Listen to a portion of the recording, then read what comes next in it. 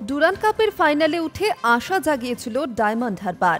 বিশেষ করে যেভাবে কোয়ার্টার ফাইনালে জামশেদপুর ও সেমিফাইনালে ইস্টবেঙ্গলকে হারিয়ে তারা ফাইনালে উঠেছিল, তাতে অনেকেই ভেবেছিলেন প্রথমবারেই হয়তো চ্যাম্পিয়ন হওয়ার নজির করবে অভিষেক বন্দ্যোপাধ্যায়ের ক্লাব। কিন্তু ফাইনালে স্বপ্নভঙ্গ ডায়মন্ড হারবারের। নর্থ ইস্ট ইউনাইটেডের কাছে দাঁড়াতে পারল না তারা। যুব ভারতীতে ৬-১ গোলে জিতল জন আব্রাহামের দল। পরপর দুবার ডুরান্ড চ্যাম্পিয়ন হলো তারা।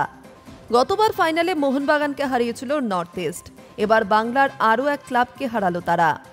তবে মোহনবাগানের বিরুদ্ধে লড়ে জিততে হয়েছিল নর্থ ইস্টকে। এবার ৮ ডজন গোল চাপিয়ে প্রতিপক্ষকে দাঁড় করিয়ে হারালো তারা। যুব ভারতীতে ডুরান্ড ফাইনালে দু দলের ফরমেশনই এক ছিল। ৪-৩-৩ ছকে খেলা শুরু করেছিলেন দুই কোচ। শুরুর ১০ মিনিট নর্থ ইস্টের, তাদের ফুটবলারদের মধ্যে বেশি বোঝাপড়া চোখে পড়ছিল। গতবার চ্যাম্পিয়ন হওয়ায় ফাইনালের চাপ চোখে পড়ছিল না আলাদিন আজেরাই, পার্থিব গগৈদের খেলায়। অন্যদিকে ডায়মন্ড হারবারের ফুটবলারদের দেখে বোঝা যাচ্ছিল কিছুটা হলেও চাপে তারা।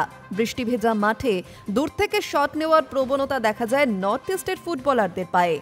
শুরুতেই আলাদিনের দূরপাল্লার শট ডায়মন্ড হারবারের গোলরক্ষক মিচু মিরশাদকে সমস্যায় ফেলে। সামনে ড্রপ খাওয়ায় বল ধরতে পারেননি মিচু। ফিরতি বলে হেড করেন পার্থিব, সেই বল অবশ্য গোলে ঢোকার আগে ধরে ফেলেন মিচু। ১০ মিনিট পর খেলায় ফেরে ডায়মন্ড হারবার। দুই প্রান্ত ব্যবহার করতে শুরু করে তারা।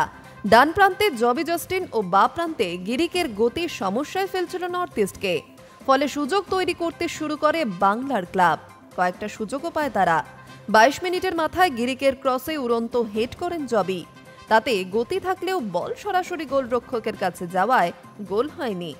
চলতি প্রতিযোগিতায় সেট পিস থেকে প্রচুর গোল করলেও ওপেন প্লে থেকে গোল করতে সমস্যা হচ্ছে ডায়মন্ড হারবারের। সেই সমস্যা এই ম্যাচেও দেখা গেল। তারই সুযোগ নিল নর্থ ইস্ট। ২২ মিনিটের মাথায় প্রথম গোল করে নর্থ ইস্ট। কর্নার থেকে ডায়মন্ড হারবারের রক্ষণ ভুলে বল পান আলাদিন। তার শট মিচু বাঁচালেও ফিরতি বল থেকে গোল করে যান আশির। এগিয়ে যাওয়ার পর নর্থ ইস্টের খেলার ঝাঁঝ বাড়ে।